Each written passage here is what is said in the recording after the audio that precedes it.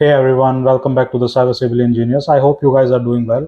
दोस्तों, जैसे ही बॉलीवुड में कैटरीना, हॉलीवुड में एंजेलिना जोली, वैसे ही सिविल इंजीनियर्स की लाइफ का सबसे हॉट टॉपिक जो रहता है वो है प्री स्ट्रेस्ड कंक्रीट। आज के टाइम पे इंफ्रास्ट्रक्चर में सबसे ज़्यादा यूज़ होता है, वो टेक्निकल है। हम देखने वाले हैं आज के क्या है, किस बला का नाम है, क्यों यूज़ करते हैं, और एक आरसीसी गर्डर बीम में या एक प्री स्ट्रेस्ड कंक्रीट बीम या गर्डर में क्या डिफरेंस होता है, हम वो एनालाइज करने वाले हैं। मैं आपको एक मॉडल के थ्रू कोशिश करूंगा समझाने की। वीडियो को अंत तक ज़रूर देखिए, आप लोगों को ज़रूर समझ में आएगा।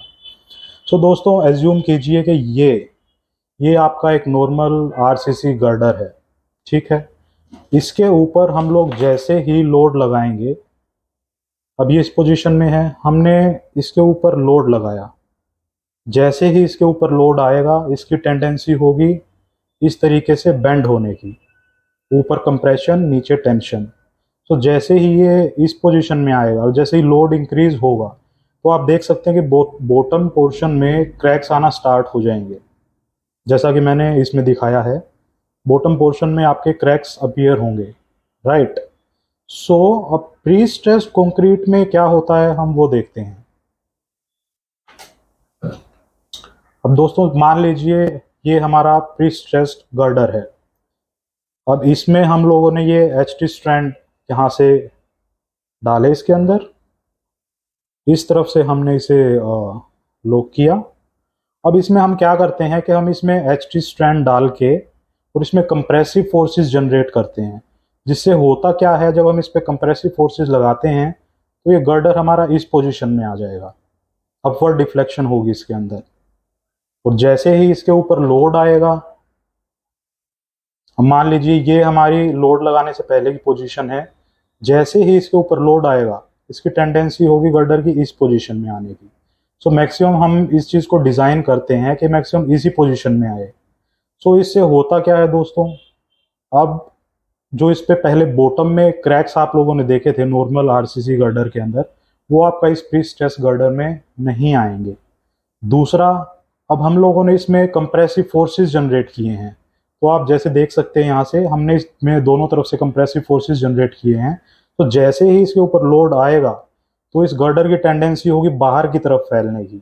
लेकिन हमने इसमें कंप्रेसिव फोर्सेस जनरेट किए हैं जो इस टेंसाइल फोर्स को काउंटरएक्ट करेंगे, और जो कि गर्डर की जो हमारी टेंसाइल फोर्स को रसिस्ट करने की कैपेसिटी है, वो कहीं ना कहीं इंक्रीज हो जाएगी, राइट। अब दूसरा देखते हैं दोस्तों। अब इसमें हाई टेंसाइल स्ट्रैंड्स हम यूज़ करते हैं, तो इसकी टेंसाइल कैपेसिटी गर्डर की वैसे भी ज़्यादा रहती है। अब गर्डर की कैपेसिटी ज़्यादा होगी तो उससे क्या होगा, गर्डर का ज़्यादा लोड, हम छोटे गर्डर के ऊपर ज़्यादा लोड दे सकते हैं।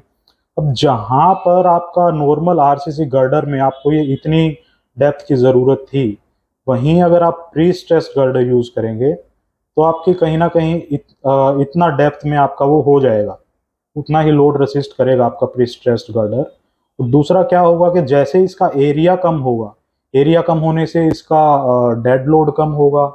डेड लोड कम होने से क्या होगा, इसकी लोड कैरिंग कैपेसिटी और ज़्यादा होगी, राइट।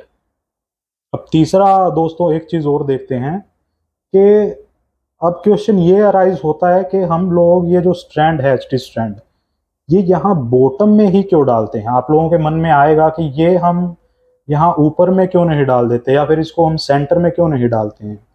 तो दोस्तों देखिए, अगर हम इसी स्ट्रैंड को सेंटर के अंदर डाल देंगे तो उससे क्या होगा, कंप्रेसिव फोर्स तो जनरेट होगा इसके अंदर, लेकिन उससे जो स्ट्रेस जनरेट होंगे वो आप खाली देख सकते हैं। यहाँ पर आपका जो एक फैक्टर रहता है P/A, खाली आपका वही फैक्टर, उतना ही स्ट्रेस जनरेट होगा गर्डर के अंदर।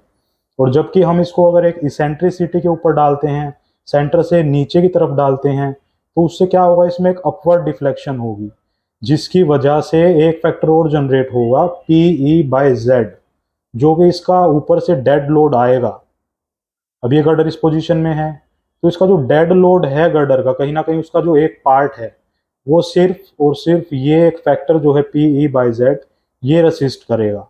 सो दोस्तों, प्री स्ट्रेस्ड गर्डर हम यूज़ करते हैं जहाँ पर हमारा स्पैन बहुत लंबा है, या फिर जहाँ पर लोड कैरिंग कैपेसिटी हमें गर्डर की बहुत ज़्यादा चाहिए। आप देक सकते हैं फ्लाई ओवर्स के नीचे जो भी आप आई गर्डर देखते हैं, वो कहीं ना कहीं प्री स्ट्रेस्ड कंक्रीट से बने होते हैं।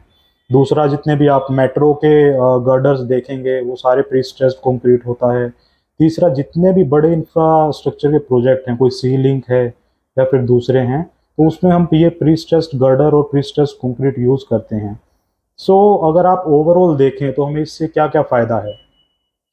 पहली बात, गर्डर का साइज़ हमें छोटा देना पड़ेगा एज़ कम्पेयर टू आरसीसी। तो उससे क्या होगा, हमारा मटेरियल की सेविंग होगी, कंक्रीट की हमारी सेविंग होगी। दूसरा, इसकी लोड कैरिंग कैपेसिटी जो है एक आरसीसी गर्डर से बहुत ज़्यादा रहती है, तो उस चीज़ में हमें कहीं ना कहीं फ़ायदा मिलेगा। और सबसे ज़्यादा ज़रूरी जो है, जो हमारा जो नॉर्मल आरसीसी गर्डर्स के अंदर आप लोगों ने जो क्रैक देखे थे, लोड आते ही ये ऐसे बेंड हुआ था, और ये जो बॉटम में आप लोगों ने क्रैक देखे थे, इसका सबसे मेन इंपॉर्टेंस वही है कि सर्विस लोड को कहीं ना कहीं आपका जो प्री स्ट्रेस्ड गर्डर है वो रेसिस्ट करता है, और वहाँ पे जो है क्रैक्स अपीयर नहीं होते हैं। तो दूसरी बात दोस्तों, जो आपका एक नॉर्मल आरसीसी गर्डर होता है उसमें ऊपर कंप्रेशन आती है, नीचे टेंशन आती है, आप लोगों को पता है। तो टेंशन जोन का जो कहीं ना कहीं कंक्रीट है, that is of no use, उसका कोई भी यूज़ नहीं होता है।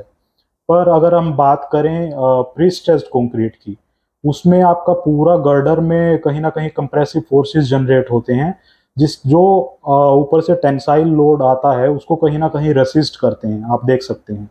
तो इसमें जितना भी कंक्रीट यूज होता है प्री स्ट्रेस्ड गर्डर में, वो कहीं ना कहीं पूरा का पूरा कंक्रीट एक रोल प्ले करता है। So I hope, ladies and gentlemen, this video is helpful to understand how pre-stressed concrete actually works. If you still have any kind of doubt, you can ask in comment section. And in the upcoming videos, I will show you how pre-tensioning and post-tensioning is done. Actual में site पे कैसे practice की जाती है, उसकी calculations कैसे होती हैं, सो वो सब चीज़ें हम आप लोगों को दिखाने की और समझाने की कोशिश करेंगे। अब ये ज़रूरी क्यों है दोस्तों, ये जानना ज़रूर। अब एज अ सिविल इंजीनियर आपको इस चीज़ का पता होना चाहिए, बिकॉज आप किसी भी इंटरव्यू में जाएंगे या फिर आप कहीं ना कहीं करियर ग्रोथ करेंगे। So this is one of the most important topic, भले ही आप जिस मर्जी डिपार्टमेंट में हो, बट प्री स्ट्रेस्ड कंक्रीट की नॉलेज होना आज के टाइम पे बहुत ज़्यादा ज़रूरी है। सो दोस्तों, और जानकारी के लिए बने रहिए ऑन सैविज सिविल इंजीनियर्स। मैं आप लोगों से इसी के साथ अलविदा लेता हूँ। वीडियो को लाइक कीजिए, शेयर कीजिए एंड चैनल को सब्सक्राइब कीजिए। I will see you again in the next video.